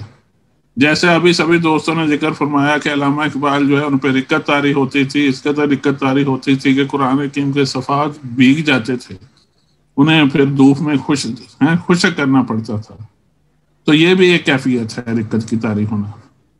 اس سے آگے پھر روشنی ہوتی ہے. جب روشنی ہوتی ہے، آپ دیکھیں ٹیلی ویژن ہم جب دیکھیں اسکرین اس کی بلیک ہوتی ہے، لیکن جب وہ اس میں کرنٹ فلو کرنا شروع کرے تو اسکرین روشن ہوتی ہے. اور جب اسکرین روشن ہو تو پھر امیجز آتے ہیں، آوازیں آتی ہیں، آوازیں. یہ اسی طرح ہوتا ہے روشن. پہلے جو ہے قلب تاریک ہوتا ہے، اللہ کے نور سے پھر روشن ہوتا ہے. جس طرح یہ ہمارا computer on who, mobile on who current سے، پھر اس میں رابطہ جب ہو جائے، سگنل آنا شروع ہو جائیں، ٹرانسمیشن شروع ہو جائے، تو سگنل جاتے بھی ہیں، آتے بھی ہیں، پیغام جاتا بھی ہے، آتا بھی ہے. پھر اللہ تعالیٰ مختلف مشاہدات مختلف درجے کے کرواتا ہے. واقعہ معراج اس کا ثبوت ہے. اس سے اچھا کوئی اور ثبوت نہیں ہے کہ واقعہ معراج میں یہ بتایا گیا کہ مذہبی مشاہدات کیا ہوتے ہیں، قرب الہی کیا ہوتا ہے، روحانی سفر کیا ہوتا ہے، ممکنات حیات کیا ہیں. تو اس سفر پہ روانہ ہونے کے لیے ضروری ہے قرآن حکیم کا دل پہ نزول. قرآن حکیم کے دل پہ نزول کے لیے ضروری ہے کہ ہم روزانہ تلاوت کریں، زیادہ سے زیادہ تلاوت کریں. علامہ تو یہاں تک فرماتے ہیں کہ یہ ایک نسبت محمدی ہے، اور اس نسبت محمدی کے لیے اسے پڑھیں. نہیں بھی سمجھ آتا، مطلب نہیں بھی سمجھ آتا تو اسے پڑھیں. یہ روزگار فقیر میں جلد اول صفحہ 179 وہاں سے کوٹیشن ہے. قرآن کریم کو اس دعویہ نگاہ سے پڑھو گے اللہ تعالیٰ سے میرا کیا رشتہ ہے اور کائنات میں میرا کیا مقام ہے. قرآن اس لیے نازل ہوا ہے کہ وہ انسان میں خدا سے ربط قلبی کا اعلیٰ شعور پیدا کر دے. ربط قلبی، دل کا ربط تعلق ہونا اللہ تعالیٰ سے، تاکہ انسان اس ربط تعلق کی بدولت مشیت اجدی سے ہم آہنگی پیدا کر سکے، تاکہ اس کا اللہ تعالیٰ سے رابطہ ہو جائے. سیدھی سیدھی بات ہے. یہ علامہ فرما رہے ہیں کہ معرفت کا راستہ کون سا ہے، اللہ تعالیٰ سے رابطہ کیسے ہوگا، قرآن حکیم کے ذریعے ہوگا. اور انہوں نے اس کا طریقہ بھی ارشاد فرما دیا کہ نزول، اور نزول کا طریقہ میں نے عرض کر دیا ہے کہ ہمیں اپنے دل کی کیفیات پہ غور کرنا ہوگا، نزول کی مشق کرنا ہوگا. جب بھی تلاوت کریں روزانہ، تلاوت کرنے کے بعد جو بھی تلاوت کی ہے اس کا مفہوم ذہن میں رکھیں. صوفیہ تو ایک لفظ کہتے ہیں نا، ایک حرف ہی کافی ہے میڈیٹیشن کے لیے. اللہ کا ایک نام کافی ہے. چلیں آپ ایسا نہ کریں، جو پڑھا ہے اسے ذہن میں لا کے آنکھیں بند کر کے اللہ کے حضور بیٹھ جائیں صبح و شام بلا ناغہ، اور پھر کہیں کہ یا اللہ اسے میرے دل پہ نازل فرما دے، یا اللہ اس کا مفہوم میرے دل پہ نازل فرما دے، یا اللہ اس سے میرے دل میں روشنی پیدا کر دے، یا اللہ اس سے میرے دل میں وہ ربط اور تعلق پیدا کرے جو تیری ذات تک پہنچا دے، تیرا اور تیرے محبوب کا قرب عطا کرے. پریکٹس کرنے سے انشاءاللہ تعالیٰ یہ باتیں حقیقی ثابت ہوں گی. شروع میں تو یہ لگتا ہے کہ مشکل ہے، یہ ایسا نہیں ہوتا، لیکن جو اس دنیا میں سیر کرتے ہیں، اس دنیا میں رہتے ہیں، وہ تو مانتے ہیں کہ ایسا ہوتا ہے. کہ جیسے کسی شاعر نے کہا نا کہ یاد مصطفیٰ ایسی بس گئی ہے سینے میں، جسم ہو کہیں بھی اپنا، روح تو ہے مدینے میں. تو وہ تو روحانی شعور رکھتے ہیں نا، وہ کہیں بھی ہوں وہاں حاضر ہوتے ہیں، انہیں نظر بھی آتا ہے اور انہیں پیغام بھی آتے ہیں، احکامات بھی آتے ہیں، ان کی معروضات بھی پیش ہوتی ہیں وہاں پہ. तो हमें अमली तौर पे इस रास्ते पे चलना चाहिए, अमली तौर पे अपने दोस्तों को अहबाब को तालीम देनी चाहिए, इसकी प्रैक्टिस करनी चाहिए, और प्रैक्टिस के बगैर ये बात नहीं बनेगी। इस सिलसिले में बहुत सी बातें अर्ज की जा सकती हैं, मैं बस इन्हीं बातों पे इत्तफाक करूंगा। बहुत शुक्रिया जैन साहब। मैं कुछ कहने की पोजीशन में नहीं हूँ क्योंकि पूरी तरह से मैं शहर में मुब्तला हूँ और कोई बात करने की पोजीशन में नहीं हूँ। ऐसी शानदार और उम्दा गुफ्तगू हुई है यहाँ पर, और अल्हम्दुलिल्लाह अल्लाह का ये करम और एहसान है कि बज़्म के प्लेटफॉर्म से ऐसे ऐसे अच्छे और दानिश्वर और माहिरीन इकबालियात का इकट्ठ यहाँ पर हुआ कि बहुत से नए निकात हमारे सामने आए और बहुत कुछ आज सीखने को मिला है। खुरम यासीन साहब ने अपनी तहकीक जो पेश की, इंतहाई उम्दा निकात हमारे सामने आए, और इसी तरह से डॉक्टर ज़ेबुन्निसा सरोया साहबा ने इंतहाई खूबसूरत गुफ्तगू फरमाई, प्रोफेसर मेहर इलियास साहब ने, और आमिर इकबाल साहब, डॉक्टर आमिर इकबाल ने इंतहाई उम्दा गुफ्तगू फरमाई, और हर एक ने नए निकात जो हैं वो हमारे गोश गुजार किए, और हमारी बहुत ही ये सादत रही, और रमज़ान की इन बाबरकत घड़ियों में हमने खूब कुरानी और इकबाली और नूरानी मोतियों से अपनी झोलियां भरी हैं। ज़्यादा मैं कुछ नहीं कहूँगा, 2-3 मिनट में अपनी बात ख़त्म करता हूँ। सूफ़ी शायर मीर दर्द ने ये ख्वाहिश की थी और ये ज़बरदस्त बात कही थी कि मुझे ये डर है दिल जिंदा तू न मर जाए, कि जिंदगानी इबारत है तेरे जीने से। मुझे ये डर है दिल जिंदा तू न मर जाए, कि जिंदगानी इबारत है तेरे जीने से। और हमारे सबसे अजीम और इंसान कामिल हजूर सल्लल्लाहु अलैहि वसल्लम, हमारे हादी और रहनुमा और हबीब किबरिया हुजूर सल्लल्लाहु अलैहि वसल्लम ने एक हदीस मुबारका में बहुत पहले ये फरमा दिया था कि आंखें अंधी नहीं होती, ये दिल हैं जो अंधे हो जाते हैं। और जिंदा करने का तरीका जो है वो एक हदीस मुबारका में रसूल पाक सल्लल्लाहु अलैहि वसल्लम ने कुरान पाक की तिलावत को फरमाया है कि कुरान पाक की तिलावत से दिलों को जिंदा करो, ये दिलों के जंग उतारती है। दिलों को भी जंग लग जाता है और दिलों का जंग जो है अल्लाह के जिक्र से उतरता है, और कुरान पाक जो है वो अल्लाह ताला का सबसे बड़ा जिक्र है।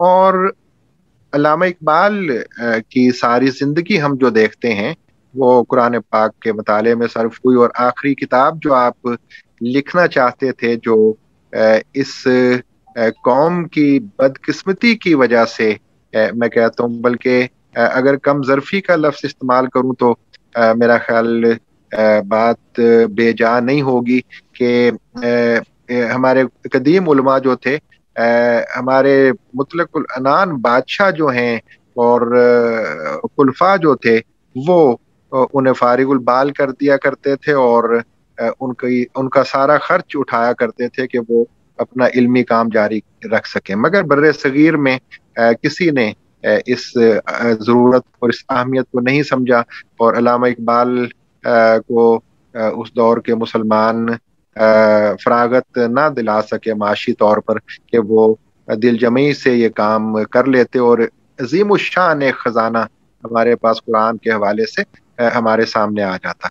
तो इकबाल की जो कुरानी तालीमात हैं वो भी सारी की सारी यही हैं कि कुरान के जरिए हम अपने दिल को जिंदा कर लें, हम अपने दिल को जिंदा कर लें। दिल के मुर्दा होने पर वो बार बार अफसोस का इजहार करते हैं। डॉक्टर महमूद अली अंजुम साहब की तकरीर का मरकज भी यही था कि कुरान के जरिए दिल को जिंदा करें। बुझी इश्क की आग अंधेर है, मुसलमान नहीं राख का ढेर है, और दिले बीना भी कर खुदा से तलब, आंख का नूर दिल का नूर नहीं। तो देख लें कुरान पाक से और रसूल पाक सल्लल्लाहु अलैहि वसल्लम की अहादीस से अल्लामा इकबाल का सारा कलाम मुस्तनीर है।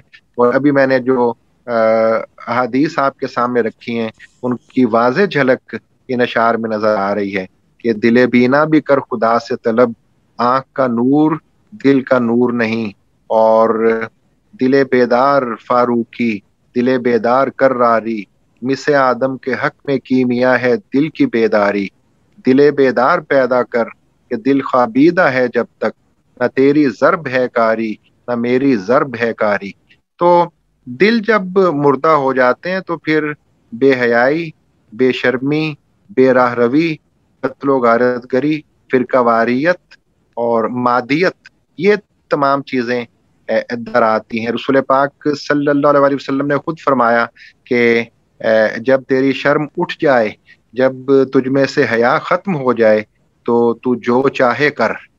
यानी हया जब खत्म हो जाती है फिर आदमी को, इंसान को परवाह नहीं रहती कि वो क्या कर रहा है। तो आज देख लें, नौजवान नस्ल को देख लें, और कॉलेजेस में, स्कूल्स में, यूनिवर्सिटीज़ में अल्हम्दुलिल्लाह माशाअल्लाह ज़्यादातर यहाँ पे असातिज़ा किराम हैं और वो रात दिन मुशाहिदा कर रहे हैं कि आज के दौर में एक ऐसी नौजवान नस्ल सामने आ चुकी है कि जो कुरान से आ रही है और रसूल पाक सल्लल्लाहु अलैहि वसल्लम की तालीमात से नाबल्द है और कुरान और हदीस की बात सुनना गवारा नहीं करती।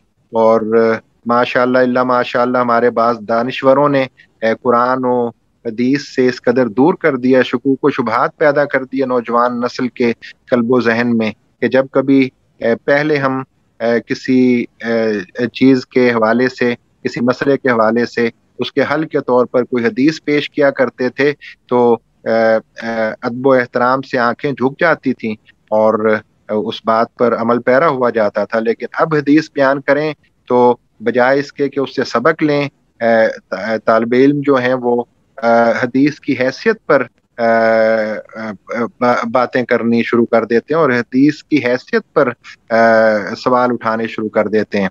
और एक बड़ा अच्छा वाक़या पेश कर दिया गया आज की इस नशिस्त में कि जब एक बहन इकबाल की जिनसे बड़ी ज़्यादती हुई थी और 2-2.5 साल तक वो अपने घर में अपने वालिद के घर में बैठी रहीं और सरीहन उनके शोहर की और उनकी सास की ज़्यादती थी। सास की वफ़ात के बाद उन्होंने कोशिश की, उनके शोहर ने किसी तरह से, पहले वालिद मानते नहीं थे, फिर वालिद और वालिदा ने फैसला किया कि बेटी को भेज देना चाहिए वापस। तो वो कुछ रिश्तेदारों के साथ आ गए अल्लामा इकबाल के घर में सियालकोट, और इकबाल भी लाहौर से उन दिनों वहीं पर गए हुए थे। तो इकबाल बिल्कुल नहीं मान रहे थे, शदीद गुस्से में आ गए। इकबाल के भतीजे एजाज अहमद ने ये वाक़या बताया है और रोज़गार फ़कीर में ये नकल हुआ है। तो शदीद गुस्से में से किसी तौर इकबाल मान नहीं रहे थे कि इन्होंने हमारी बहन को बहुत तकलीफ पहुंचाई है कई साल तक, तो इसे किसी सूरत हम नहीं भेजेंगे। और गुस्से की हालत में आप कह रहे थे कि इन्हें यहाँ से निकाल दिया जाए घर में। लेकिन अल्लामा इकबाल के वालिद ने जब वो आयत पढ़ी कि वस्सुल्हु खैरुन, यानी सुलह में खैर है, तो इकबाल किताब में लिखा हुआ है कि बिल्कुल इस तरह से हो गए कि जैसे तपे हुए लोहे पर सर्द पानी डाल दिया जाता है और आपके चेहरे का रंग मुतगय्यर हो गया और बिल्कुल जोश व वलवला जो है गुस्से का जो था वो बैठ गया और बिल्कुल आप खामोश हो गए। और थोड़ी देर के बाद जब अल्लामा इकबाल के वालिद ने पूछा कि इकबाल फिर क्या ख्याल है, इकबाल ने कहा कि वही जो कुरान का ख्याल है और वही जो कुरान कहता है। लिहाजा उनकी बहन को वापस भेजा गया। यही इकबाल अपनी कौम से चाहते हैं कि कौम अपने तमाम फैसले इनफरादी सतह पर, इज्तिमाई सतह पर कुरान से करे। रमूज़े बेखुदी जो इकबाल की मशहूर मसनवी है, जिसे हमने कोई इतना दरखौर इतना नहीं समझा, हालांकि गैरों ने इसके वजूद में आते ही हाथों हाथ लिया था और नक्कादों ने बहुत कुछ इसके बारे में, मगरबी नक्कादों ने बहुत कुछ कहा था और हमारे हमसाया ममालिक ने कल्बो जां से इसका स्वागत किया और अपनी कौमों को इन मसनवियों के से सबक हासिल करके कहाँ से कहाँ लेकर जाने में कामयाब हो गए। तो इकबाल मसनवी रमूज़ खुदी में भी यही कहते हैं कि मिल्लत इस्लामिया की जिंदगी आइन के बगैर मुमकिन नहीं है और मुसलमान उम्मत का आइन कुरान है। ये पूरी एक फसल मौजूद है, उसका मताला करना चाहिए। आज की इस महफिल में जहाँ बहुत से निकात हमने सीखे हैं, बहुत सी बरकतें हासिल की हैं, वहाँ ये चीज़ भी मैं चाहूँगा कि हम नोट करें कि आज और कल में एक मरतबा फिर रमूज़ बेखुदी में से इस फसल का हम मताला कर लें, जिसमें इकबाल फरमाते हैं कि मिल्लत का निज़ाम आइन के बगैर कायम नहीं हो सकता और मिल्लत मुहम्मदिया का आइन कुरान पाक है और कुरान हकीम है, जो एक जिंदा किताब है जिसकी हिकमत कदीम भी है और कभी ख़त्म ना होने वाली है। और तू अगर इस किताब के ऊपर चलेगा तो ये तेरे तमाम मसाइल का इसमें हल मौजूद है और तू हर मकसद को पा सकता है। ये इस फसल के आखिरी शेर में इकबाल ने कहा है कि अगर तू इस किताब को अपना आइन बना लेगा तो तेरे हर मसले का हल इसमें मौजूद है और तू अपने हर मकसद को पा सकता है। तो देख लीजिए, आज हम भाईचारा कायम करना चाहते हैं, आज हम रूहानियत को वापस लाना चाहते हैं, आज हम अपने कल्बो जहन को जिंदा करना चाहते हैं, आज हम माशरे में आगे बढ़ना चाहते हैं, अमन व अमान कायम करना चाहते हैं, दुनिया और आखिरत में कामयाब होना चाहते हैं, अपनी नौजवान नस्ल को संवारना चाहते हैं, अपने तमाम मसाइल का हल चाहते हैं, अपने माशी मसाइल का हल चाहते हैं। तो मुझे अल्लामा इकबाल का वो एडिटर जमींदार के नाम लिखा हुआ खत भी याद आ रहा है, जिसे अगर इस फसल के साथ हम मिलाकर पढ़ेंगे और इसे याद करेंगे और अमल भी इस पर करेंगे, अपने नौजवानों को भी इस फसल के बारे में और इस खत की ये लाइंस सुनाएंगे, जिसमें इकबाल आगाज यहाँ से करते हैं कि मैं मुसलमान हूँ, मेरा अकीदा है और ये अकीदा दलाइल व बराहीन पर मुश्तमिल है कि मुसलमानों के तमाम तर माशी मसाइल का हल कुरान पाक में मौजूद है। यहाँ तो इकबाल ने चूंकि माशियात की बात हो रही थी, माशी मसाइल की बात कर दी, लेकिन इकबाल की सारी फिक्र जब देखें तो उसका निचोड़ ये है कि मुसलमानों के तमाम मसाइल का हल कुरान पाक में मौजूद है और कुरान पाक को जब तक मुसलमान अपना आइन नहीं बनाएंगे किसी सूरत में वो दुनिया और आखिरत में कामयाब नहीं हो सकते। इकबाल ने पहले इशारा कर दिया था कि वो मुअज़्ज़िज़ थे ज़माने में मुसलमान होकर, वो ज़माने में मुअज़्ज़िज़ थे मुसलमान होकर और तुम ख्वार हुए तारीक़ पुरा होकर। और आज जो हम ख्वार हो रहे हैं, ज़लील व ख्वार और रुस्वा हो रहे हैं, ईरान में इराक में ईरान पर पाबंदियां लगी हुई हैं, इराक में, लीबिया में, अफगानिस्तान में, कश्मीर में देख लें कि किस तरह से मुसलमानों का खून अर्जा हो चुका है। और ख़ुद मुल्क अजीज़ में देख लें, वतन अजीज़ में देख लें कि किस तरह से असम्बलियों के अंदर एक दूसरे से गुफ्तगू होती है और नामूस रसालत सल्लल्लाहु अलैहि वसल्लम और ख़त्म नबूवत का मसला आ जाए तो किस तरह से नाम लेने वालों को ज़लील और रुस्वा किया जाता है। और दानिश्वर जो हैं हमारे बड़े बड़े, वो किस तरीके से कनी कतराते हैं और हमारा मीडिया जो है वो किस तरह से किरदार अदा करता है हक और सच को सामने ना लाने का। जबकि अल्लामा फरमाते हैं कि हजार खौफ हो लेकिन जुबां हो दिल की रफीक, यही रहा है अजल से कलंदरों का तरीक। तो ये तमाम चीज़ें इकबाल ये फरमाते हैं कि हमें कुरान पाक से मिलेंगी। कुरान पाक को जब तक हम अपना आइन नहीं बनाएंगे उस वक्त तक दुनिया और आखिरत में कामयाब नहीं हो सकते। यही आज के इस मुज़ाकरे का पैगाम है। अल्लाह ताला हमें फ़िक्र इकबाल की रोशनी में फिर से कुरान पाक का मताला करने और इस पर अमल पैरा होने की तौफीक अता फरमाए।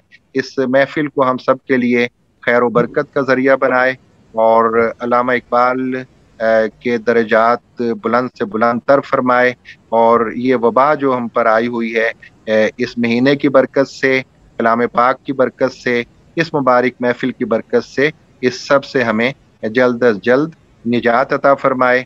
एक बार फिर आप तमाम हजरात का बहुत शुक्रिया। इंशाअल्लाह ताला बज़्म